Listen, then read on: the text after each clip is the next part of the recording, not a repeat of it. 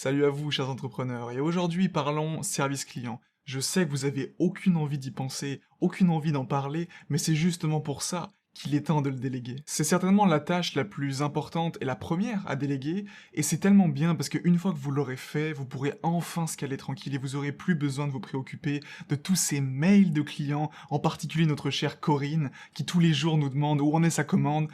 Désolé Corinne, mais tu nous les brises un peu quand même. Avant tout, moi c'est Flo, enchanté. Ça fait maintenant 3 ans que je gère des SAV à temps plein, j'ai collaboré avec une centaine de dropshippers allant de toute taille, quelques ventes par jour à plus de 6 chiffres par mois, et j'en ai vu des SAV au bord de la faillite parce que leur SAV était mal délégué ou il était mal géré, et c'est pour ça qu'aujourd'hui je vais vous partager tous mes meilleurs conseils pour vous éviter ça. Cette vidéo elle va se décomposer en 3 parties. On va commencer par préparer le terrain avant la délégation, ensuite je vous partagerai mes conseils pour que vous puissiez trouver le bon prestataire pour vous, et enfin quelques conseils pour que vous puissiez mieux le manager.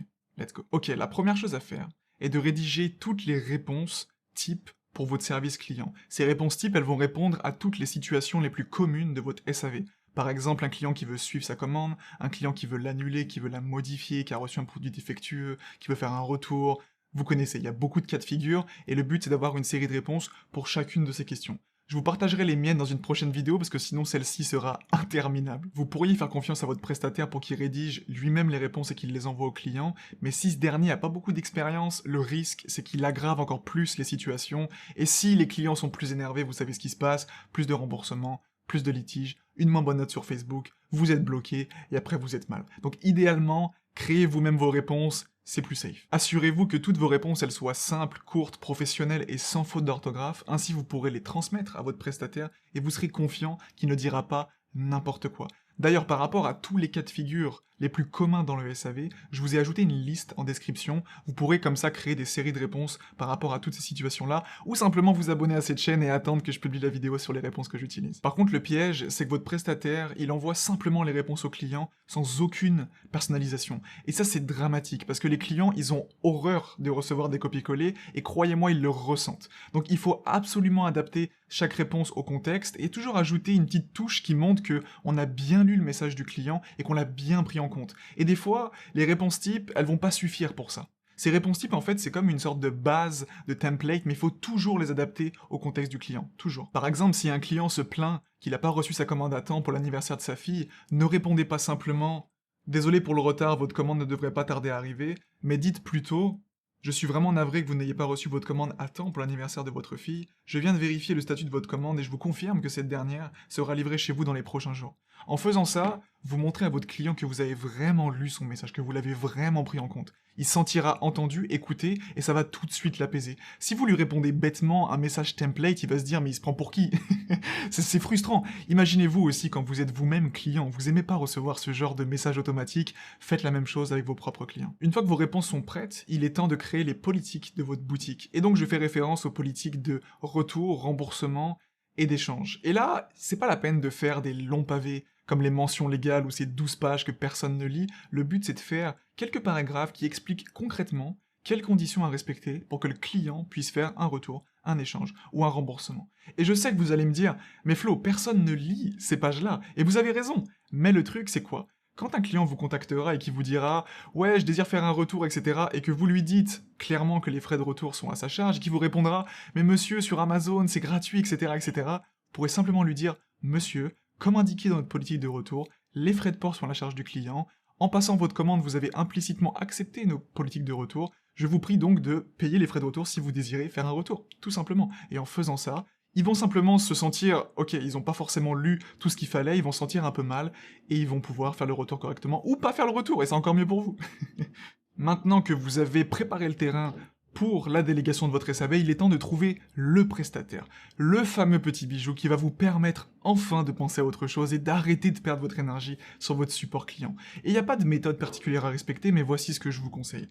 Commencez par demander à votre entourage, parce que le bouche à oreille, il n'y a rien de mieux. Si ça donne rien, mettez des annonces dans Facebook, et en dernier lieu, allez sur des sites comme 5euros.com, tapez service client, et vous devriez avoir quelques profils. Premier critère, il doit avoir de l'expérience. Celui-ci, c'est le plus important. S'il a jamais goûté au dropshipping, il risque de se prendre une sacrée claque quand il verra à quel point certains clients sont féroces, énervés, insultants, menaçants. C'est vraiment important qu'il puisse garder son sang-froid et répondre professionnellement à chacun de ces clients-là, et s'il a jamais fait ça auparavant, il y a peu de chances que ça se passe bien. Parce qu'il y en a beaucoup qui pensent que gérer un SAV, c'est les vacances, qu'il suffit d'envoyer des copier-coller de temps en temps, etc. Et cela, c'est typiquement le genre de profil que vous devez fuir, parce que sinon, vous allez simplement mettre en péril votre boutique à cause d'eux. Ensuite, il doit être indépendant.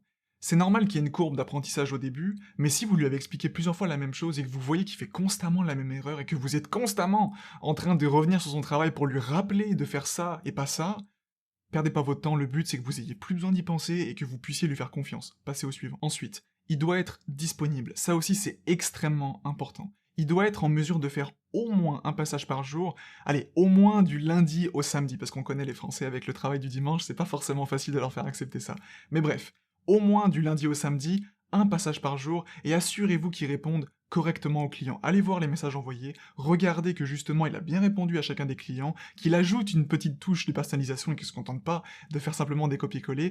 Et d'ailleurs, par rapport à ça, méfiez-vous, parce que certains prestataires, au début, ils vont être super rigoureux. Mais après quelques semaines, ils vont commencer un peu à se relâcher, et après ils vont faire un passage par semaine, même pire encore, et alors là c'est la catastrophe totale, donc vous devez absolument trouver une personne qui est fiable, consistante, il n'y a pas de secret pour ça. Idéalement, appelez-la la personne, c'est la meilleure façon de savoir si vous pouvez compter sur elle ou pas. Et le dernier point, il doit être en mesure de gérer un large volume d'emails. Je vous apprends rien que dans le drop, tout va très vite. Et si vous êtes en plein scaling, votre boutique pourra passer de 5 mails, 50 mails à 100 mails par jour en l'espace de quelques semaines. Et si ces clients-là n'ont pas une réponse rapide pour modifier leur commande, modifier leur adresse, annuler leur commande, ou autre chose, le problème c'est qu'ils vont devenir complètement fous. Ils vont commencer à polluer vos publicités Facebook, ils vont dire aux influenceurs que vous êtes une arnaque, ensuite vous aurez des mauvaises notes sur Facebook, vous aurez des litiges, bref, vous serez bloqué de partout, et c'est la catastrophe. Et il y a beaucoup de prestataires qui vont vous offrir des tarifs très bas, mais ils vont pouvoir répondre à 10 mails par jour, grand maximum, et là c'est la catastrophe totale. Il faut absolument que vous ayez une personne qui puisse traiter au minimum 100 mails par jour, et correctement, parce que c'est facile de faire de la quantité, mais il faut préserver la qualité, et ça c'est différent. Donc, idéalement, testez le prestataire pendant au moins une dizaine de jours, ça vous donnera une idée s'il y a du potentiel ou s'il vaut mieux passer au suivant. Donc si je résume, votre prestataire il doit être expérimenté, indépendant, disponible, et il doit être en mesure de gérer un large volume d'emails. Et d'ailleurs, ne prenez pas forcément le prestataire le moins cher. Parce que oui, vous allez économiser un peu d'argent au début, mais vous allez le payer par la suite. Alors que si vous prenez un prestataire expérimenté, il saura comment calmer et rassurer les clients, et vous aurez moins de remboursements, moins de litiges, et surtout vous aurez une bonne note sur Facebook, ce qui vous permettra de continuer à faire des publicités, et vous serez tranquille. Donc ne cherchez pas forcément le moins cher. Vous avez une autre option, c'est de faire appel à une agence spécialisée dans le service client. De mon expérience, c'est uniquement intéressant si vous recevez plusieurs centaines d'emails par jour. Et d'ailleurs, préparez-vous à payer bien plus cher. Un des points négatifs, je trouve, avec des agences, c'est que généralement, vous allez avoir des personnes différentes qui vont gérer votre service client au quotidien, et si une erreur est commise, vous allez avoir du mal à vraiment trouver qui est-ce qui a fait l'erreur et comment s'assurer que cette erreur ne se reproduise pas. Mais si vous recevez 300, 400, 500 mails par jour, évidemment que vous avez besoin d'avoir une agence, ou alors d'avoir des personnes à temps plein qui font ça toute la journée. Un freelance dans son coin, il pourra pas assumer un tel volume d'emails. Vous avez encore une dernière option, et à mes yeux, cette dernière option, c'est la meilleure. Il vous suffit simplement de faire appel à mes services. Je suis régulièrement complet, mais chaque mois, j'ai des nouvelles places qui se libèrent. Et vous verrez qu'avec moi, c'est ultra simple. Je m'occupe de tout, et en 15 minutes, votre SAV, il sera délégué, opérationnel, et vous pourrez enfin scaler tranquille.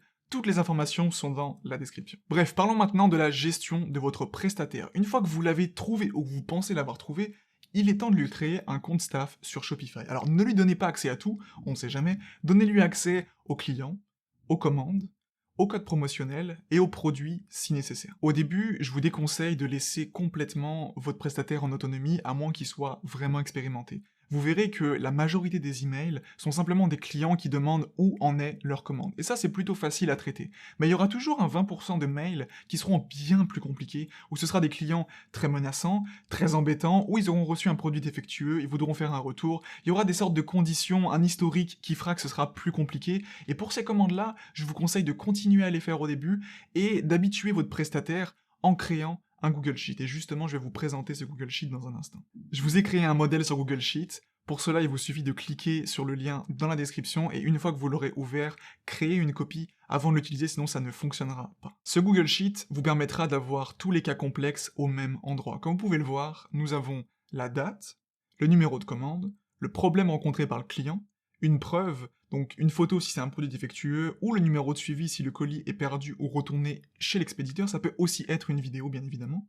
Et la solution, nouvelle livraison, un avoir ou un remboursement. Et donc quand votre prestataire aura un cas complexe, il pourra remplir ce tableau, et vous de votre côté, il vous suffira de faire un passage par jour pour choisir la solution la plus adaptée au problème du client. Donc soit une nouvelle livraison, soit un avoir, soit un remboursement. L'intérêt de ce Google Sheet, c'est qu'il vous permet de conserver le contrôle sur les cas les plus complexes, et vous sentirez quand votre prestataire, il aura compris vos méthodes de travail et qu'il sera autonome pour les faire lui-même. Mais au début, il vaut mieux, je pense, continuer à garder la main sur ces cas-là, parce que sinon il risque de rembourser tout le monde, et là c'est la cata. D'ailleurs, je vous conseille aussi de créer un dossier sur Google Drive avec toutes les photos des produits défectueux. Ensuite, vous pourrez simplement faire un clic droit pour créer un lien partageable et ajouter ce lien partageable dans le Google Sheet. Et l'intérêt, c'est qu'ensuite, ce Google Sheet, vous pourrez le transmettre à votre agent, votre fournisseur, pour qu'il puisse vous dédommager pour tous les problèmes de produits et les problèmes de livraison. C'est tout pour cette vidéo, j'espère qu'elle vous aura été utile, et courage à vous, je sais que c'est loin d'être une partie de plaisir de déléguer son SAV, mais une fois que vous l'aurez fait, vous serez tranquille, et de toute façon, vous pourrez pas survivre si votre SAV il est pas carré, malheureusement. Et si vous voulez pas vous embêter, envoyez-moi un message, je m'occupe de tout, et vous aurez plus de problèmes avec votre service client. Allez les gars, prenez soin de vous, à la prochaine, ciao.